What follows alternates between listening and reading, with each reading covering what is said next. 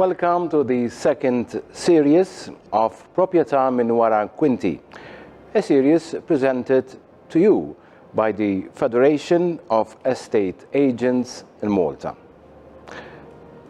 The topic for today is very fresh: Brexit. Simon De Bono, the Secretary General of the Federation of Estate Agents, will explain the effects on Malta's economy, the Brexit. Simon. Thank you for having us. It's a pleasure. This is the second series of a program that we have launched to explain exactly issues related to property in Malta, but behind the scenes. You can read what you can read on newspapers, on television, but there's always something that they don't tell you. We have some stats about Brexit. The date that the referendum was held, all right, 23rd June 16, 51.9%, 52% voted in favor, and that is 17.4 million people. They had joined in about 76, which was what then the European communities. The European Union project developed into something that the British people did not like. There was excessive interference, enormous amounts of monies to pay, and an inefficient European Union bureaucracy, which is not elected. And one of the principles of a democracy is that there shall be no taxation without representation. So the people always want that the people who rule them are elected, and it happens not to be the case. Britain, being an island and being an ex-empire, resented this considerably. In the 80s, we had the Labour Party and the trade unions advocating for the withdrawal from the European Union as it continued to develop from the EEC to the EU. So before it was just a trading bloc. In the 90s, we had the United Kingdom Independence Party, UKIP, which was explicit in what it wanted to do, and it garnered a lot of cross-party support, and it ended up in a referendum. They gave notice of when they are to invoke Article 50 on the 29th of March 2017, which is at 2-year notice, and it is going to come into effect on the same time in March in 2019. Less than a year. Less than a year. All right. There are negotiations that are not very successful. It is very clear the French acrimony towards the British, which is historical. I mean, these are countries that fought several wars with each other, and they're still doing it in jackets and suits in the comfort of Brussels. All right. So basically, nothing has changed. But then there comes the Maltese angle. The Maltese have always been friends of the British, through good times and through bad times, and some of the bad times were really, really bad. And we are going to go and expand a bit more on this relationship, on this bond, and how it now translates into how we can help the British with their issues with Brexit. Yes, we'll expand more on the Maltese angle regarding the Brexit after the break.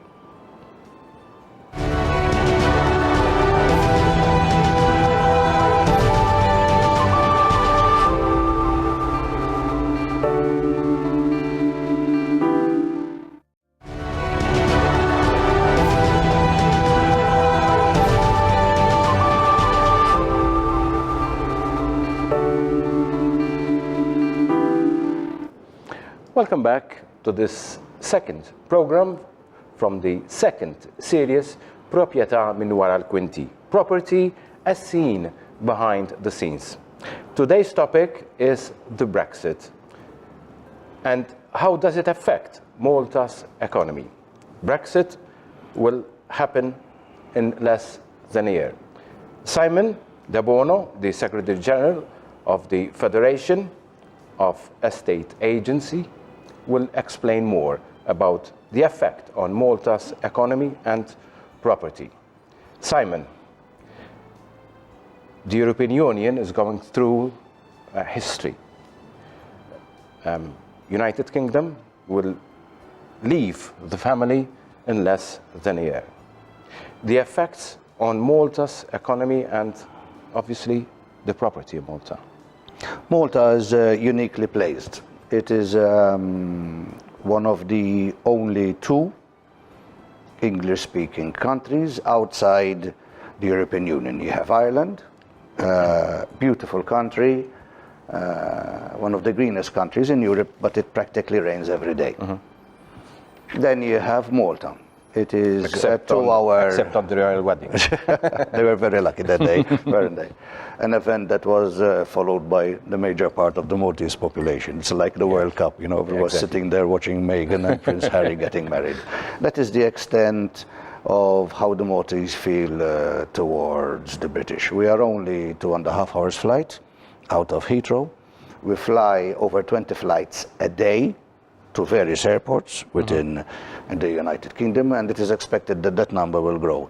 You have certain low-cost airlines where it is as cheap as 25 euros to fly to London if you can plan your tickets in advance. They're all new planes practically.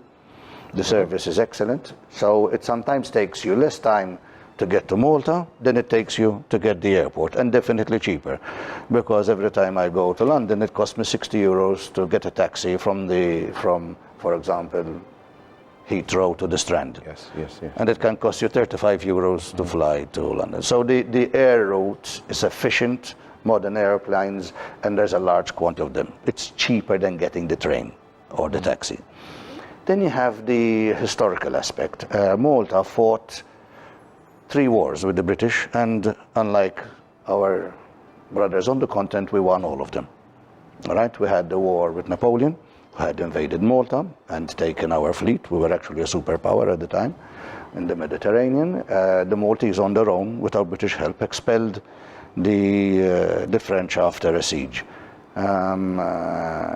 We did not have a navy, so we invited the British in Nelson, who was quartered with Lady Hamilton in Sicily, came over, and the island, an agreement was signed where he left his number 2, Sir Alexander Ball, as his second in command. The period where Malta was a protectorate of the United Kingdom, not a colony, was a very good period for both parties. A few small friction incidents. When Malta came to develop independence in 1964, we sat down like gentlemen over a cup of tea, discussed, agreed, signed a new constitution, and the person who was representing the royal family, when he was in the Grand Master's palace about to sign the documentation, he turned round to the Prime Minister, Giorgio Borgia, very quickly, you wouldn't care to change your mind, would you, old chap? And this is the kind of relationship that we have always had with the British. In 1979, we asked them to give up the NATO bases they had on the country because Malta decided to become neutral and non-aligned. It was a geopolitical situation where the Americans, the Russians, the Libyans, it was going, and we said, we do not want to be part of this nonsense. We just want to get on with life without interfering in all the madness that was going on. It has withstood the test of time. We eventually developed as a banking and financial services center. Brexit. But so you don't get better friends with the British than we do. Practically all Maltese speak English. In the commercial sector, it's translated in English.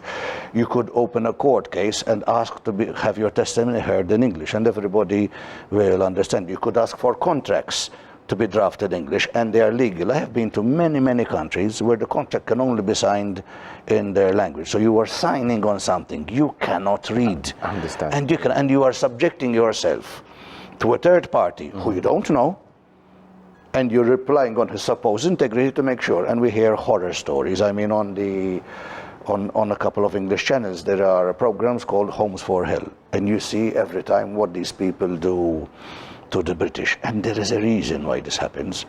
Because these are traditionally the enemies of the British. Spain, France, Germany, Portugal. These are countries they went to war with. All right? The British never had a war with the Maltese. Until this very day, the Queen Elizabeth spent the best times of her year, of her youth, in Malta, in a villa in Guardamanja. Right? And she was treated like one of us. So even she herself, when she was reminiscing about the best places in the world she has been, Malta topped the list, number one. So we are members of the Commonwealth. The Commonwealth Heads of State meeting, which is held every 4 years, has repeatedly been held in Malta, and we have purposely built hotels in Ain Tuffiha to host it. Most spectacular scenery you could wish for, very secure environment. And this year we are actually, the Prime Minister is one of the heads of the Commonwealth. It is an honor has been bestowed on us. So we are small, friendly, extremely advanced economy, and in the second part of the series we shall go into detail what the advantages of doing business in Malta are. So we have let's start with the climate. It does tend to rain a bit in the UK. It never stops raining in Ireland. No. It's on the Atlantic coast, so that weather just comes in. We're in the Mediterranean. 200 miles to the south, we've got the Sahara Desert. 60 miles to the north, we've got Sicily. So the temperature is very, very mild. In winter, a jacket might actually be a bit too much. 330 days of sunshine. But the sun is pleasant. It is that warming, tanning sun that makes you feel good. The island is only 27 miles long by 17 miles wide. You get everywhere in minutes. We have issues with traffic that the government is working on. They are making magnificent junctions that are really solving the problems at the rate of one every year or two. The government has verbally promised 700 million to refresh the road network, and I imagine they're going to be spent within the next 3 years. So there is an enormous investment in the upgrade of the physical infrastructure. Wherever you go in Malta, now fiber optic is a standard. So you can get incredible speeds of 50, 100 Mbps, right? Which basically makes your Wi-Fi instantaneous anywhere. Wi-Fi connectivity is 100% all over the island by 3G, 4G, and now 5G. So the infrastructural elements that anybody would want to relocate over here, especially from the United Kingdom, already exist. It's not something that has to be recreated. Let's have a short break. We'll be back with the property as seen behind the scenes, proprjetà minn wara l-kwinti. The second part, today's topic, the Brexit.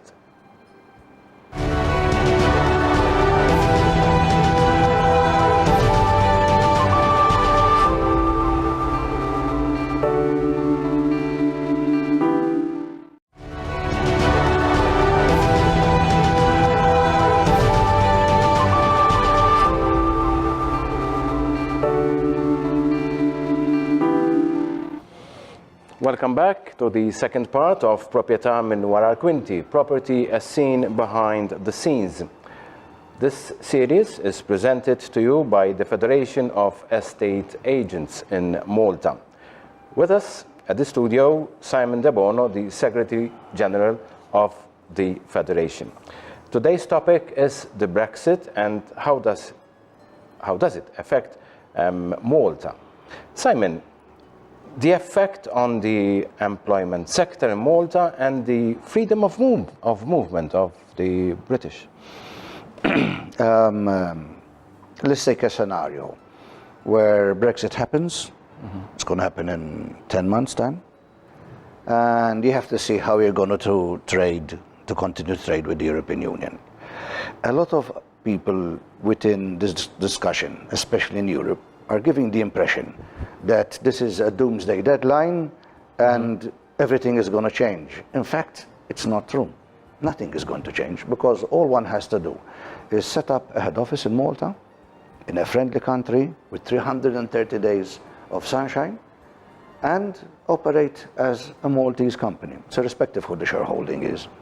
Okay. Once you are a Maltese company, you are a legal persona within the European Union, and you can do trade with the European Union. Today, with the internet that we have, you could be operating out of the EU, and the invoice comes out from Malta, which is what Amazon does, eBay does. Right? So this is, we're not saying something new, this is something that they are already doing. These are American companies operating out of, for example, Luxembourg and Ireland. Right? So this business model, that just because you are outside the EU, everything has to stop, is absolutely not true. Okay. Okay. There are fiscal benefits. For a person who is trading outside of Malta, the corporate taxation is 35% at the moment. It's going down. There's a commitment to reduce the level of corporate taxation. Personal taxation was also 35, and it is being reduced as well. However, for people who trade outside of Malta, and trading with the European Union means you're going to be trading outside of Malta, from that 35%, you get a 30% rebate. Not to the company, but to the shareholders. Okay? And that is tax-free. So your effective corporate tax rate is 5%. In other words, it doesn't get better than this. And how did Malta get here? When we were negotiating our accession to the European Union, 2004 to 2006, all Europe was dominated by offshore. You had nominees who hide the identity of the beneficial owner, and Malta said, no, we don't like this. We are a small country, we cannot have people running around whom we do not know who they are. So we said, let's go the opposite direction. Full declaration of everything, but a lower tax rate. Malta is not expensive to run. I mean, we don't even heat our houses in the winter because, I mean, if we have a crisis situation, Malta goes down to 12 degrees centigrade, which is not a crisis situation compared to just put up all over. The civil service is not that big, salaries are not that high. However, on the other side, the labor force is very, very highly skilled. The government has invested, the different administrations, enormous money into schools, polytechnics, adult teaching centers, universities. In Malta, you can go to university and rather than pay, as they do in the UK, they pay you. You get a stipend. So even if you are of a lower income group, you have the full opportunity available to you to qualify and become a professional. As the financial services industry and the gaming industry have developed, the skill set has also changed. You have excellent Maltese administrators, a building industry that is very focused and concerned in preparing offices in a very, very short period of time, and it is still affordable. You could buy a 140 square meter apartment, 3 bedrooms, for about 200,000 euros. Rental rates of offices start at about 140, 150 euros per square meter, fully equipped, ready to move into. If you do go to the most expensive areas, you could expect to pay above 200. But then in London, if you are working from Woodford Green, it is one price. If you want to work within the square mile of Westminster, you can understand you're going to pay much more. But it is still optimal value for money. At the immediate area of all office blocks, you have got a wide spread of restaurants and takeaways. So your staff just go downstairs, you got 100 meters to the left and 100 meters on the right, you could find 30, 40, 50 catering establishments. The public transport system is good and it is getting better. So very, very small amount of money, which is about €1 or €1.50 a day, you could get a return ticket, and the season ticket costs even less. So the need to actually own a car here is limited by what you want to do with the car, because the public transport system is enough. In most instances, you tend to get people moving in to live within walking distance of their office. So you don't even need public transport. We'll go to food. We are a Mediterranean country and we have Mediterranean food. So we have crispy, absolutely delicious vegetables. Same with the meats. The Mediterranean Sea is unpolluted and it provides us with some of the best fish you could possibly wish. The time from catch to table, or slaughter to table, is very, very small, because basically it's just 1 or 2 miles it has to travel. So the level of freshness you find is there.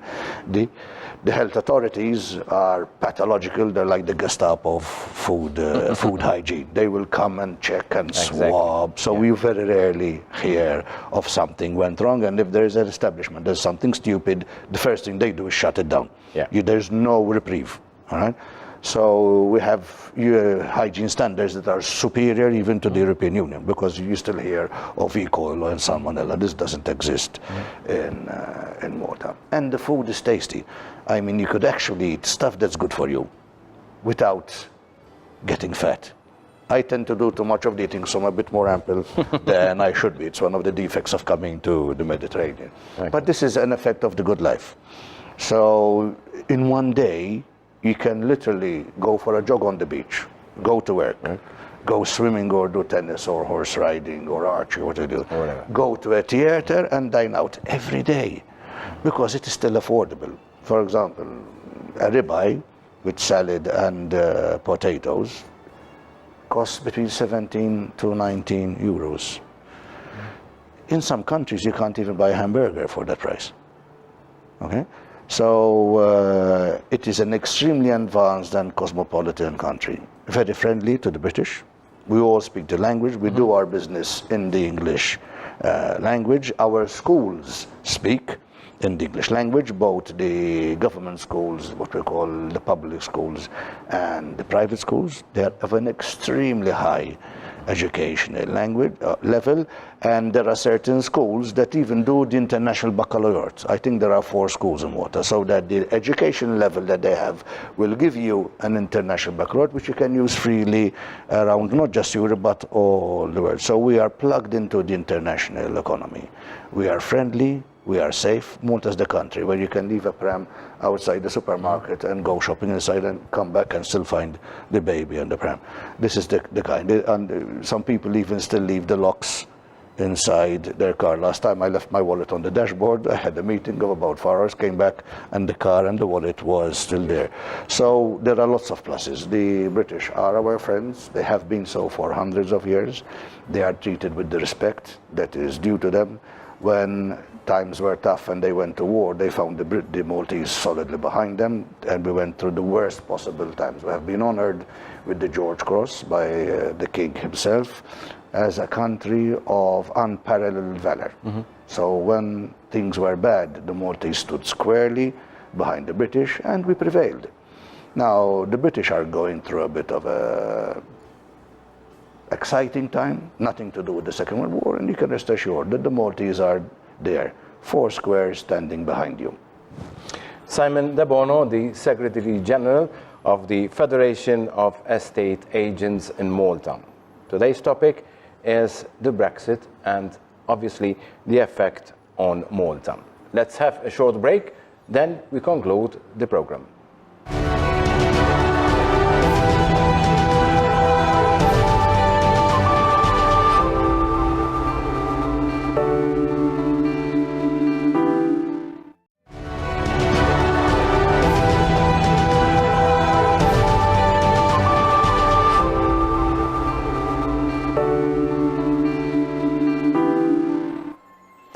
Welcome back for the last part of Proprietà min wara l-kwinti, property as seen behind the scenes. This is the second program from the second series, presented to you by the Federation of Estate Agents. Today's topic is the Brexit. History in the making, Simon, for the European Union. In less than a year, United Kingdom will be out of the European Union, will leave the family. The tourism sector, the effect on the tourism sector in Malta from Britain. What is the effect? One, we have to define what Brexit in reality is. The UK is not leaving Europe. It is leaving the European Union. The European Union, which started as an experiment of the European Economic Community, was supposed to be a free trading bloc. It morphed into a political project. It has not undergone approval by referendum of the European peoples, and the British thought, you know, this is going a bit too far. We still wish to remain friends with Britain, we are, but we do not like the Germans and French to tell us what to do. We would like the British people to tell us what to do. So eventually, I think there will be changes even within the European Union. On a tourism effect, if we look at it historically, Malta got independence in 1964, and we asked the British to leave. The British were representing NATO Malta in forms of military bases in 1979. So in an extremely short period of less than a year, we had to transfer from a war-based economy to a tourism-based economy. The government gave land and financing by the Malta Development Corporation to the hoteliers. They built a large level of 4- and 5-star hotels, and the people who came back were actually the British seamen, Army people and Air Force people who came back with their families to holiday in Malta. Air Malta was set up to provide a route between Malta and London. We bought new planes in relation with a foreign airline, and eventually we developed on our own, offering low-cost, good quality holidays to the British. And they came in their millions. I mean, we now have 2 billion tourists a year who come here, and the British are still a significant market. So the effect, if we get more companies setting up as a business base over here, we could expect to have more tourism from the UK. And finally, is there going to be a problem for the British worker to work in Malta after the Brexit? No. The government has made it very clear. They are in the process of revamping the procedures by the Employment and Training Corporation. There probably will be an office in the UK where they can do the paperwork on a one-stop basis without actually having come to Malta. It is important to have your papers in order, that when somebody comes here, want to know who they are and what they are going to do and with whom they are going to do it. But the application part of it will be online. Visa will be needed? We do have many countries in the world where you can go without a visa, namely the United States. So in Malta, you can get on a plane and go straight into the United States without a visa. I cannot imagine that we won't have a similar arrangement with one of our oldest friends, which is the United Kingdom. So with technology today, you just basically log in, give in your passport number, and it is over. Thank you, Simon. Simon De Bono, the Secretary General of the Federation of Estate Agents in Malta. Today's topic was the Brexit, which will happen on the 29th of March 2019. We'll be back next week with Proprietà min wara l-kwinti, property as seen behind the scenes. Thank you very much.